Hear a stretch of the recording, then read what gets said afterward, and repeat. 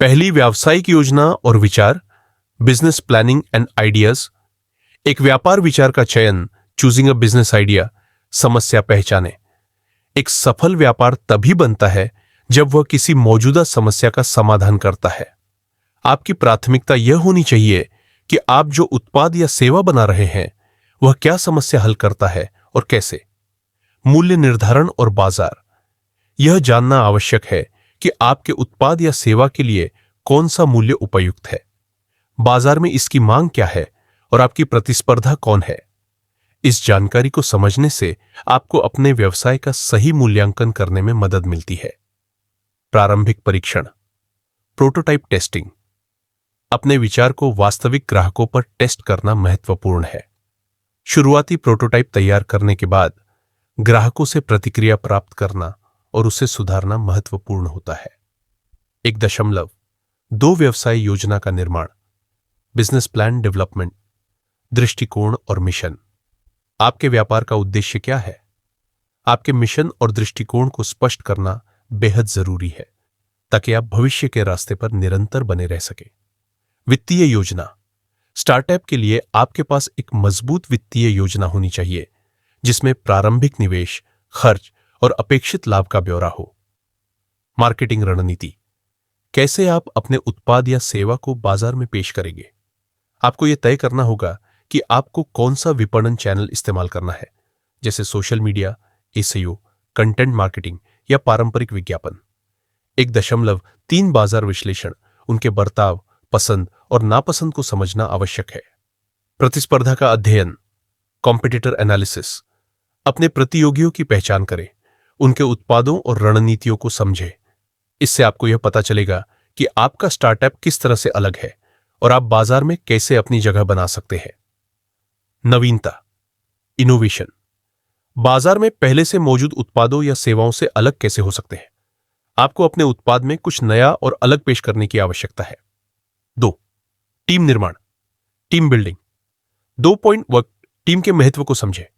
Understand the importance of team. एक अच्छा विचार अकेले सफल नहीं हो सकता। उसे लागू करने के लिए एक मजबूत और सक्षम टीम की आवश्यकता होती है। आपकी टीम को विश्वास, परस्पर सम्मान और समर्पण की भावना के साथ काम करना होगा। टीम के सही सदस्य चुनना। स्टार्टअप के शुरुआती चरणों में हर सदस्य को बहुकार्यात्मक भूमिका निभानी पड़ती है।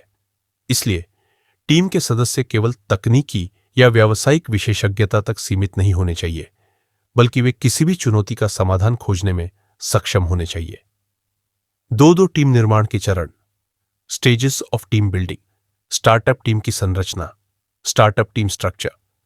शुरुआती चरणों में आपकी टीम छोटे आकार की होगी, लेकिन आपको यह सुनिश्चित करना होगा कि टीम में विभिन्न प्रकार के कौशल हों, जैसे टेक्निकल, मार्केटिंग, सेल्स और फाइनेंस।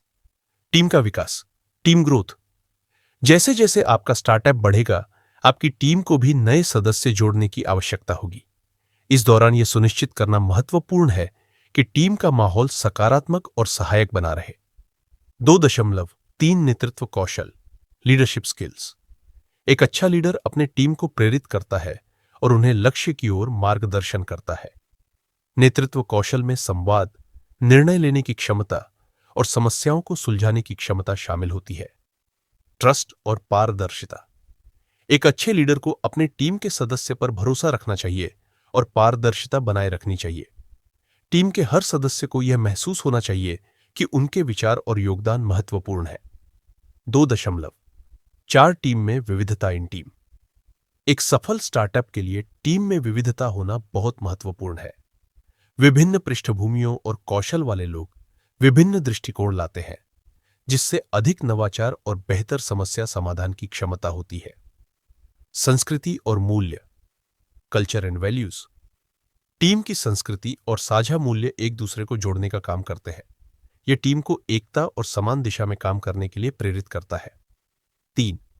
फंडिंग और वित्तीय प्रबंधन, funding and financial management. 3. Funding के स्रोत, सोर्सेज ऑफ फंडिंग। स्वयं का निवेश, बूटस्ट्रैपिंग।